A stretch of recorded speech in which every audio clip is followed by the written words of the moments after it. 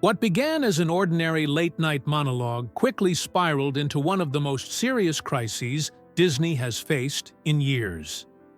In September 2025, Jimmy Kimmel, the veteran host of Jimmy Kimmel Live and a fixture of ABC's late-night lineup for more than 2 decades, addressed the killing of conservative commentator Charlie Kirk during a university event in Utah.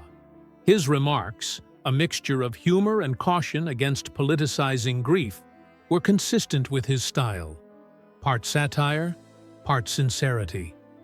Yet in a climate already strained, his words became the focal point of an immediate backlash.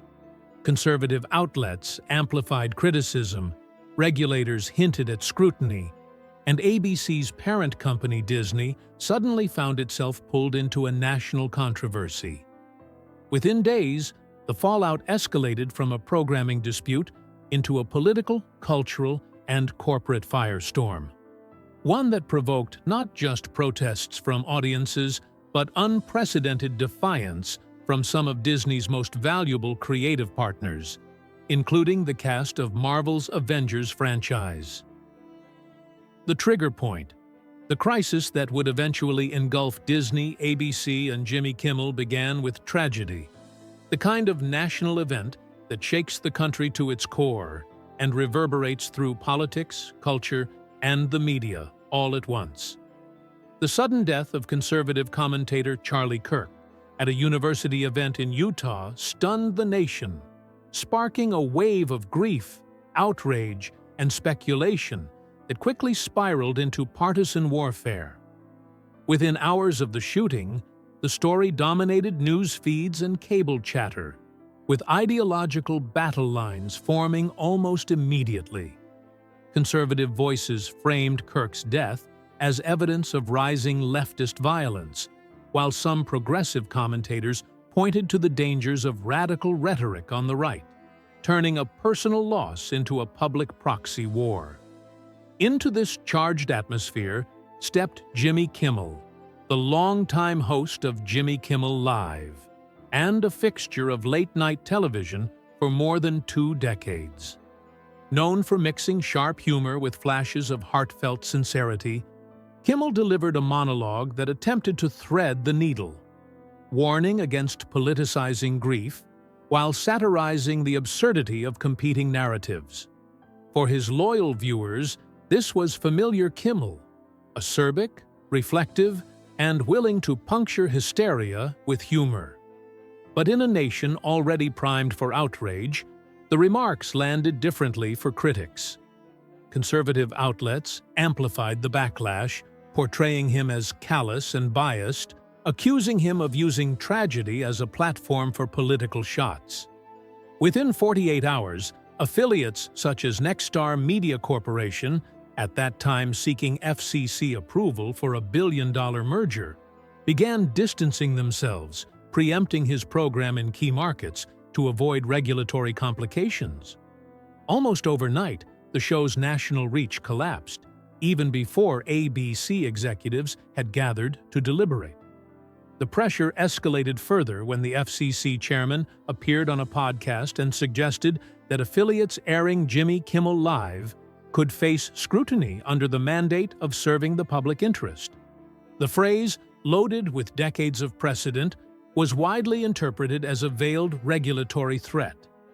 In that moment, what began as a late-night comedy segment had transformed into a political and business crisis with stakes that extended far beyond the walls of a Hollywood studio. The sudden suspension. Disney's decision to suspend Jimmy Kimmel came with startling speed and severity, catching even seasoned industry insiders off guard. Executives convened an emergency board meeting after receiving mounting signals from affiliates fearful of merger complications, advertisers concerned about brand safety, and regulators hinting at license reviews. The official announcement used carefully chosen language, describing the move as an indefinite hiatus. But, to most observers, it was indistinguishable from a firing. For Kimmel, who had been at the heart of ABC's late-night identity since 2003, the move was almost unthinkable. Over 2 decades, he had guided the show through political elections, cultural upheavals, celebrity scandals, and even the unpredictable disruptions of the streaming era, becoming a nightly ritual for millions. His sudden removal was not triggered by declining ratings, personal misconduct, or contractual breaches. It was sparked by words spoken in satire, the very function late-night television was designed to serve. Disney justified its decision as a safeguard to protect affiliates and advertising partners from political fallout. But many critics saw it as corporate capitulation under political pressure. The swiftness of the move sent shockwaves throughout the industry. If a figure as entrenched and valuable as Kimmel could be sidelined within days, what did that mean for less established voices still trying to carve their path? Commentators quickly drew comparisons to past controversies: the cancellation of politically incorrect after 9/11, the firing of Roseanne Barr for offensive tweets in 2018, and the removal of Gina Carano from The Mandalorian. Yet Kimmel's case felt markedly different. Those incidents revolved around personal conduct or inflammatory remarks outside the intended scope of the shows. Kimmel's comments came squarely within the tradition of satire, placing him in the lineage of hosts like Johnny Carson, David Letterman, and Jon Stewart, who made humor out of politics. That distinction made the suspension feel less like discipline and more like a chilling precedent, raising uncomfortable questions about whether free expression in late-night comedy could survive the collision of corporate caution and political risk. Hollywood's outcry.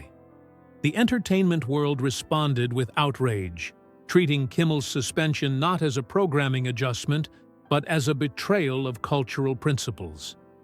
The anger crystallized in one striking moment. Comedian Wanda Sykes, scheduled to appear on the show that evening, arrived at the studio in full makeup only to discover that taping had been canceled. Standing outside, she recorded a video expressing disbelief and anger at the silencing of her friend, and her heartfelt words spread across social media within hours. That viral message set the tone for an avalanche of celebrity responses. Ben Stiller kept it brief but powerful, posting simply, "This isn't right." Gene Smart, whose role in Hacks mirrored the struggles of a fictional comedian fighting for respect, warned that satire was being dangerously conflated with hostility. Jamie Lee Curtis shared a solidarity post captioned, "We stand with you," which was reposted thousands of times. Mark Maron, never one to mince words, declared bluntly that authoritarianism in America was no longer theoretical, but playing out in real time. These celebrity interventions made headlines, but the institutional responses gave them heft. The Writers Guild of America condemned the suspension in a statement that called it a chilling reminder of how fragile creative independence has become. The Dramatists Guild echoed the concern, framing the decision as a signal that no writer or performer was safe if their work displeased powerful interests. For Hollywood insiders, the case was no longer about one host or one program. It was about whether the entire industry could still rely on the assumption that satire and art would be defended rather than sacrificed. The outcry galvanized a community often divided by contracts and competition, uniting actors, comedians, and guilds under a shared conviction that the boundaries of creative freedom had been dangerously redrawn. Protests in the streets. By the next morning, outrage had spilled beyond social media feeds and studio statements into the streets, transforming into a visible movement that underscored the scale of the crisis. Outside Disney's Burbank headquarters, hundreds of members of SAG-AFTRA, the Writers Guild, and IATSE marched together in a rare demonstration of cross-union solidarity, a sight not seen in years. The symbolism was profound. Rival guilds, often competing for influence in Hollywood, were now united in defense of free expression. Protesters carried handmade signs that mixed humor with urgency. Comedy is not a crime. "Don't Mickey Mouse the Constitution," and "Networks shouldn't bow to bullies." Images of the protest spread rapidly across platforms, turning what began as a studio controversy into a cultural flashpoint. In New York, demonstrators assembled outside ABC's headquarters, joined by disappointed fans who had flown across the country to attend Kimmel's taping, only to be turned away at the doors. For those fans, this was not merely the cancellation of a show, it was the loss of a nightly ritual, a moment of laughter and reflection that connected politics to pop culture in ways traditional news could not. Reporters on the scene drew direct parallels to earlier free expression movements, from anti-blacklist rallies during the McCarthy era to the massive non-Me Too marches that had redefined Hollywood just years earlier. One fan captured the mood perfectly.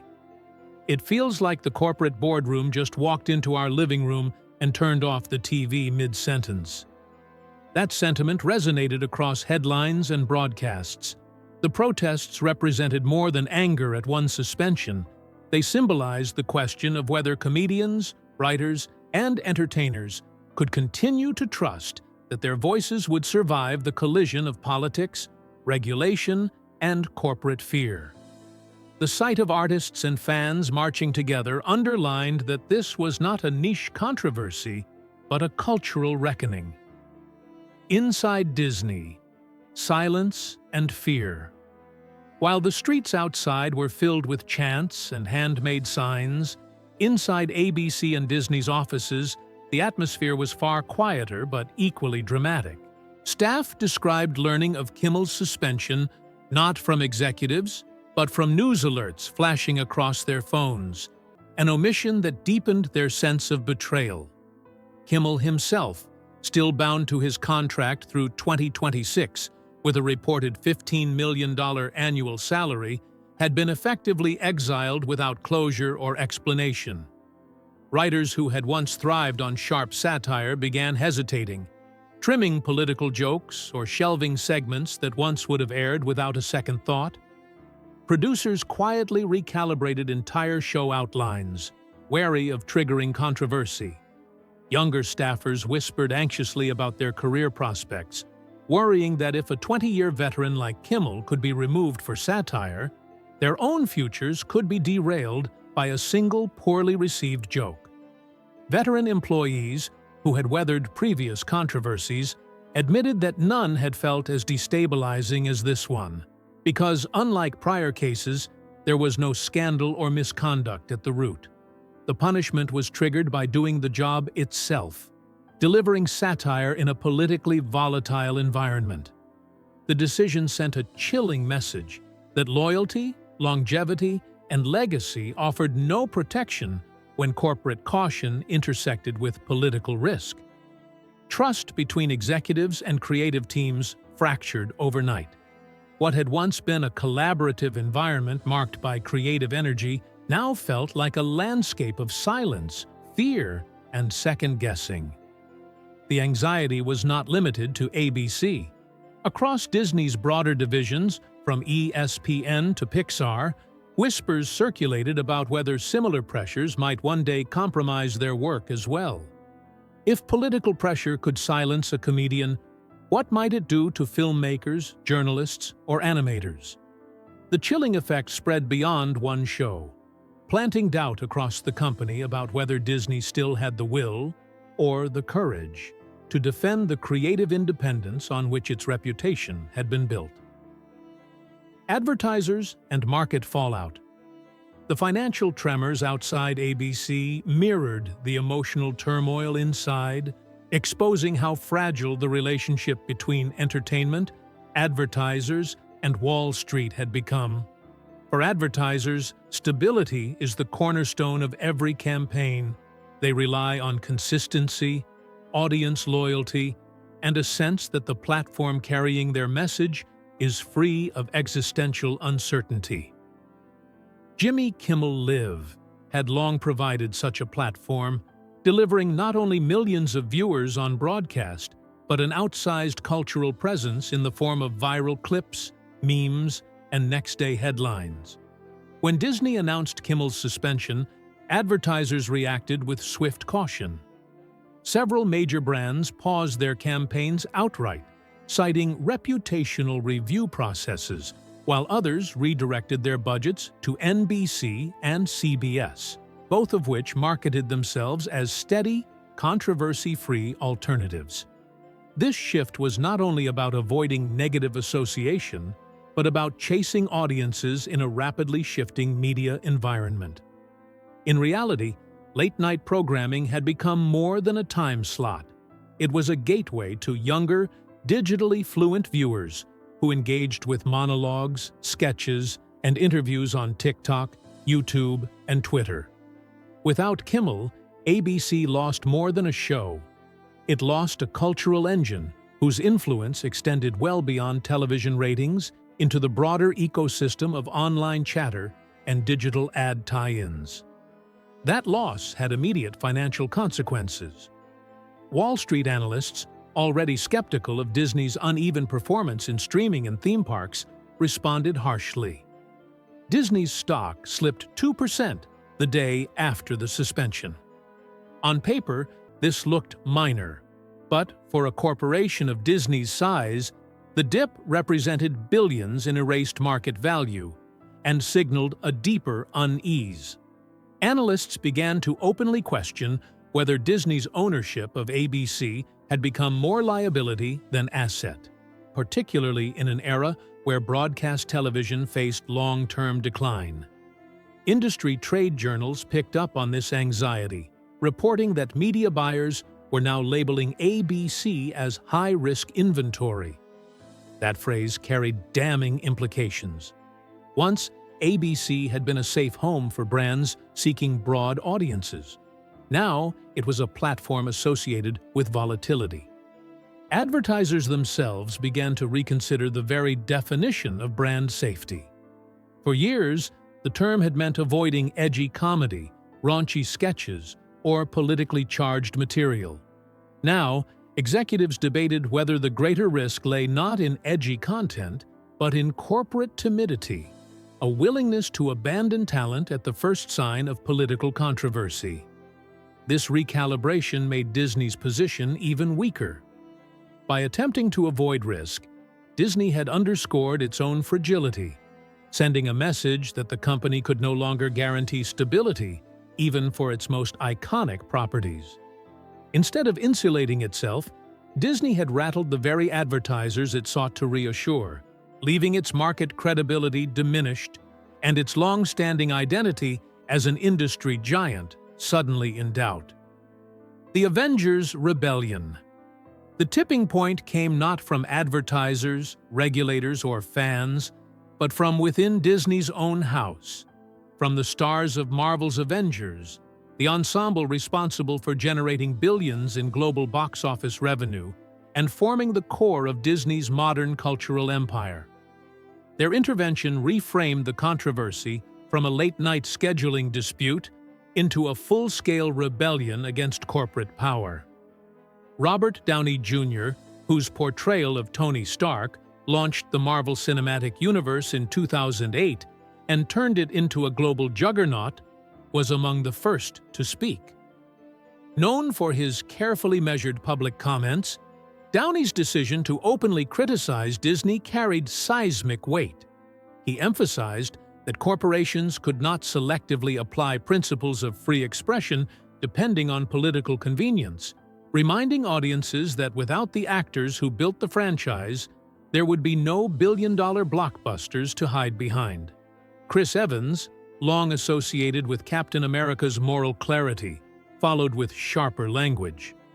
Evans invoked constitutional ideals, warning that censorship under government pressure endangered civil liberties. Fans interpreted his words not just as Evans the actor, but as Captain America himself, blurring the line between fiction and reality. His comments suggested that Disney had placed itself on the wrong side of history, willing to bow to authoritarian impulses rather than defend the freedoms its films so often celebrated. Scarlett Johansson added a different layer of credibility. Having already clashed with Disney in 2021 over the release strategy for Black Widow, she knew firsthand the studio's tendency to prioritize short-term business interests over loyalty to talent.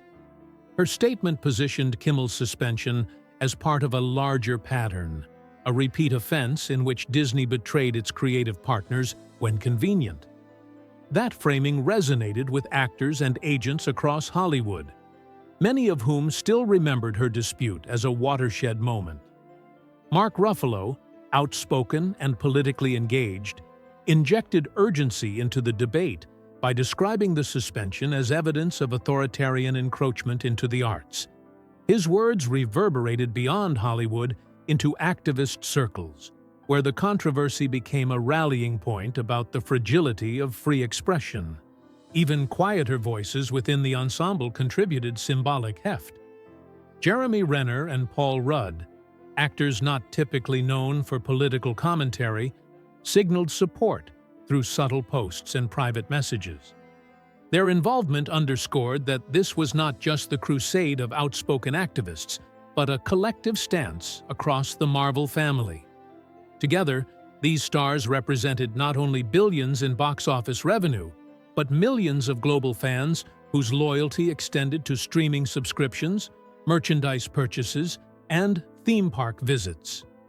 Their unified stand transformed the Kimmel controversy into what many dubbed the Avengers Rebellion, a dramatic confrontation between the world's most bankable ensemble and the executives who had long relied on them to sustain Disney's cultural dominance. A company under siege. Disney suddenly found itself surrounded, besieged on every front, with no easy escape route. Regulators hinted at consequences for affiliates, casting a long shadow over ABC's ability to operate freely. Conservative commentators seized on Kimmel's remarks to mobilize boycotts, urging audiences to cancel Disney Plus subscriptions, drop Hulu, and avoid Disney parks and films. Progressive voices, meanwhile, condemned the suspension as censorship, accusing Disney of capitulating to political intimidation. For the first time in years, Disney faced simultaneous condemnation from both the right and the left, creating a rare bipartisan storm of outrage. The Avengers cast's rebellion amplified the crisis further, signaling to the industry that Disney's most valuable stars no longer trusted the company to protect its own talent. Grassroots campaigns picked up steam. Hashtags urging subscribers to cancel Disney services trended for days, while memes portrayed Avengers characters confronting the Disney castle, reframing the studio itself as the villain in a saga of free expression. International markets piled on, adding to Disney's humiliation. In Europe, editorials accused the company of bowing to political interference, warning that it had undermined its credibility as a global cultural leader. In Asia, entertainment outlets questioned Disney's branding as a progressive and imaginative enterprise, pointing out the contradiction of silencing its own talent under pressure. Investors grew increasingly alarmed. Analysts calculated that if even 2 or 3 Avengers stars refused to participate in future projects, the Marvel franchise could lose billions in projected box office revenue, along with collateral damage to merchandise and licensing deals. Shareholder calls demanded answers, with some openly questioning whether Disney's board had miscalculated so severely that it jeopardized the company's most profitable asset. Inside the company, panic gave way to paralysis. Executives debated potential strategies. Should they quietly reinstate Kimmel after a cooling-off period, negotiate contractual assurances with Marvel actors, or double down and weather the storm? Each option carried enormous risk. Reinstating Kimmel would look like surrender. Appeasing actors would set a precedent of talent dictating corporate policy. Waiting it out risked losing both audience trust and market share. The longer executives hesitated, the weaker Disney appeared. Each new celebrity statement, each trending hashtag, and each fan boycott deepened the perception that the company had lost control of its own story and was trapped in a cycle of fear and indecision. The fallout and lessons. By the end of the month, the damage was undeniable and far-reaching. Disney faced reputational harm unmatched in its recent history, a crisis that touched every corner of its sprawling empire. Subscriptions to Disney Plus dipped measurably, a rare setback in a market where streaming growth was already slowing. Hulu, long viewed as an underperforming but strategically valuable property, bled subscribers as well, with cancellation hashtags explicitly tying the losses to the Kimmel controversy. Merchandising sales softened, particularly for Marvel products, as younger consumers active on social media began associating purchases with complicity in corporate censorship. Even theme parks were not immune.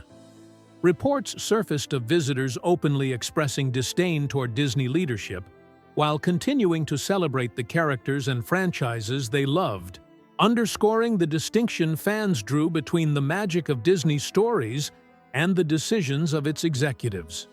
On Wall Street, the company's stock value wavered as analysts downgraded projections, warning that the dual pressures of consumer boycotts and talent unrest posed long-term risks.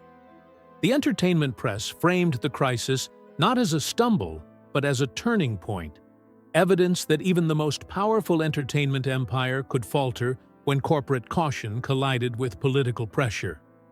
For Jimmy Kimmel, the ordeal elevated him from late-night host to cultural symbol. His absence resonated more loudly than his presence, transforming him into a figure whose silencing embodied the dangers of capitulation. For the Avengers cast, the episode revealed their collective leverage and reinforced their identities as more than actors.